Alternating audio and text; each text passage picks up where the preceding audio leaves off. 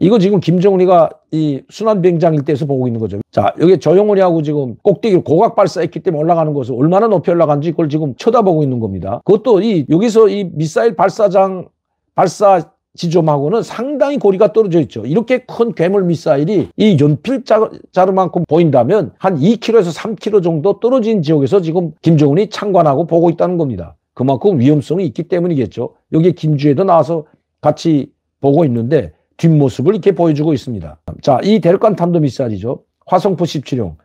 정말 대단합니다. 이 지대지 미사일과 달리 연료 분출하는 모습 상당히 정교할 뿐만 아니라 고문 연기가 전혀 나지 않습니다.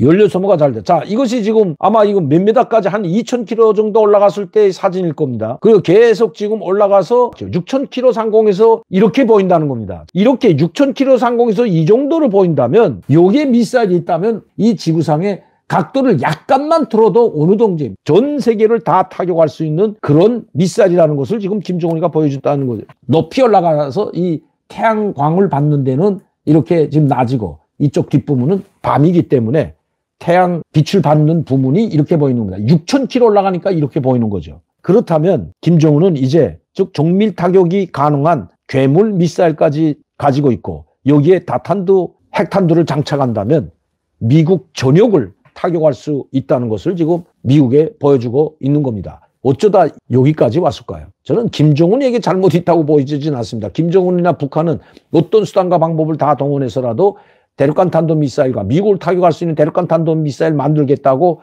벌써 수십 년 전부터 호언장담했던 것이 바로 김정일이고 김정은도 마찬가지입니다. 계속 고도화 정밀화 나가겠다고 했는데 미국은 지금까지 뭘 했을까요? 아무것도 한 것이 없습니다. 트럼프 대통령 시절에도 화염의 분노를 보게 된다고 했던 이 트럼프 대통령. 화염의 분노는 고사하고 뽕만 가득 치다가 김정은의 위상만 올려주고 5년 동안 어깨동무 친구 사이로 지내다가 김정은에게 완벽히 케어당했습니다. 김정은이가 케어당한 것이 아니라 저는 트럼프 전 대통령이 케어당했다고 봅니다. 왜? 5년 동안 시간을 벌어줬고 또 여기에 문재인이 또 5년 동안을 벌어줬습니다. 이제는 컨트롤은 둘째치고 북한의 대륙간 탄도미사일을 막을 수 있는 역량이 없다는 것입니다. 정밀 타격. 자, 우리가 서지컬 스트라이커라는 말이 나왔죠. 박근혜 전 대통령 시절 2016년 2월 3월 때 그때 서지컬 스트라이커라는 말이 나왔습니다. 북한의 선택적 타격이라는 이 700개의 핵기지를 비롯한 미사일 기지, 비행장을 모두 전략적 여충지들을 타격하겠다고 700개 목표를 정하고 먼저 선제적인 공격을 하겠다고 장담했던 박근혜 전 대통령이었습니다. 그러나 그 이후에 오히려 나가 떨어진 것은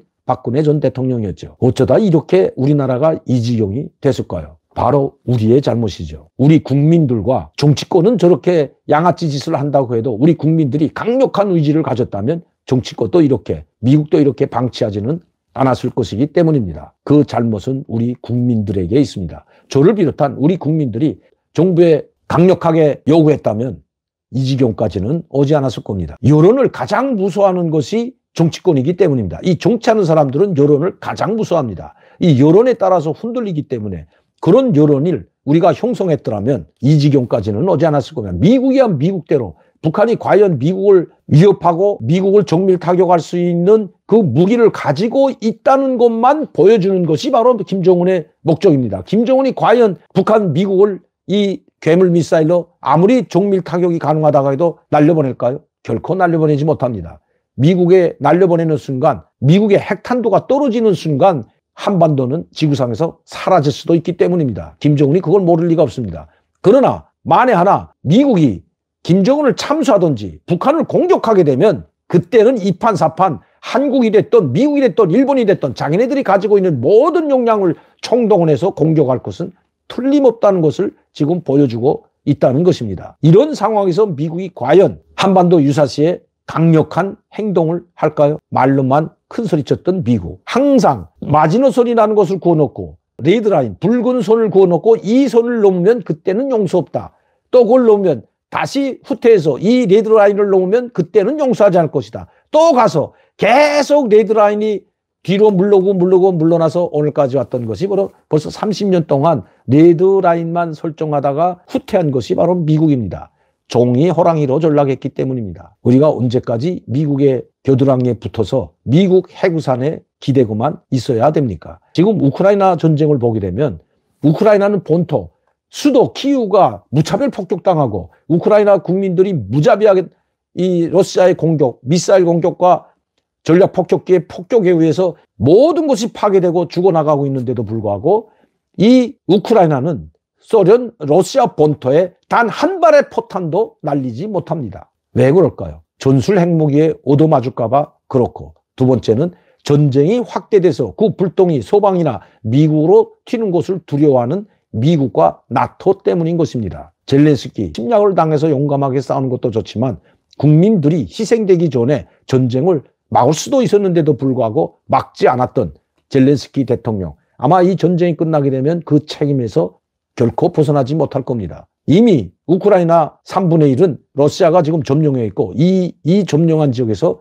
나갈 기미를 보이지 않고 있는 것이 바로 러시아이기 때문입니다. 바빠맞은 젤렌스키는 미국에 무기 지원을 하고 비행기 지원을 요청했지만 미국은 일체 비행기를 주지 않겠다고 또다시 잘라 말했습니다. 난감에 빠진 젤렌스키 대통령 급기야 시진핑 주석에게 손을 내밀기 시작했습니다. 제발 만나달라고. 중국은 러시아의 강력한 우방일 뿐만 아니라 러시아의 전략적 물자들을 계속 보내주고 있고 심지어 이제는 드론기까지 상업용으로 위장해서 보내는 것이 바로 중국입니다.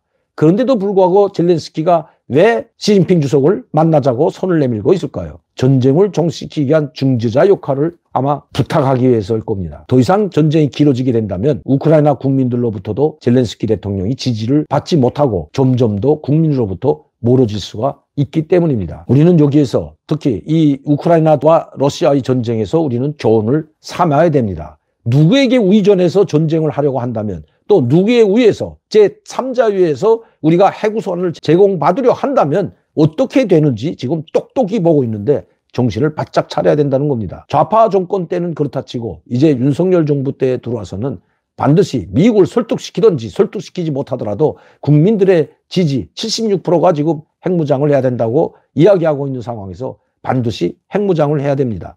핵무장을 하고 북한과 핵 군축 협상을 하게 되면 됩니다. 동등한 입장에서 우리도 핵을 가지고 있고 북한도 핵을 가지고 있고 핵을 가지고 있기 때문에 서로 핵을 쓰지 못한다는 것은 이미 잘 알려진 사실입니다. 그런 다음에 나서 군축 협상을 통해서 한반도의 비핵화로 가도 늦지 않는다는 것입니다. 아니면 북한도 핵을 가지고 우리도 핵을 가지고 이 동북아시아의 균형 잡힌 중재자 역할도 가능하기 때문입니다. 러시아와 중국은 강력한 핵 보유국입니다. 여 tum박에 끼어 있는 우리만, 북한도 이제는 핵무기를 가지고 있고 미 전역을 타격할 수 있는 저 괴물 미사일까지 만들고 있는 판에 우리만 지금 외톨이로 핵무장을 못하고 있다는 것도 이게 말이 되지 않습니다.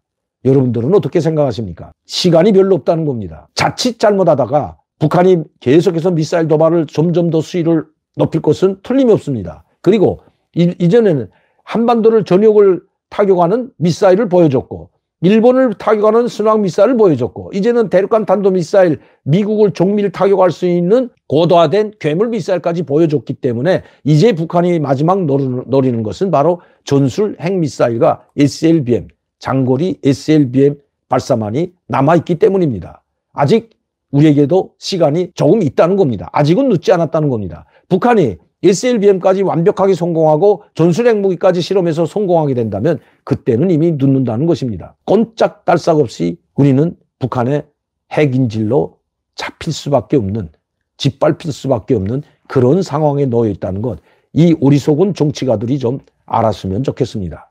그것은 바로 우리 국민들에게 달려있다는 것. 애국 보수든 진보 보수든 진보든 나라가 있어야 진보 도 있고 좌파도 있고 우파도 있고 우파 보수도 있다는 것 결코 잊어서는 안 될 것입니다. 이번에 김정은이 확실하게 우리에게 그것을 각인시켜 주었다는 것, 이건 좋은 계기로 삼아야 된다는 겁니다. 오늘도 강민도TV 자유조선을 시청해 주신 여러분들께 진심으로 감사합니다. 많은 분들이 시청하고 구독할 수 있도록 전파를 부탁드리면서 저는 다음 이 시간에 뵙겠습니다. 감사합니다.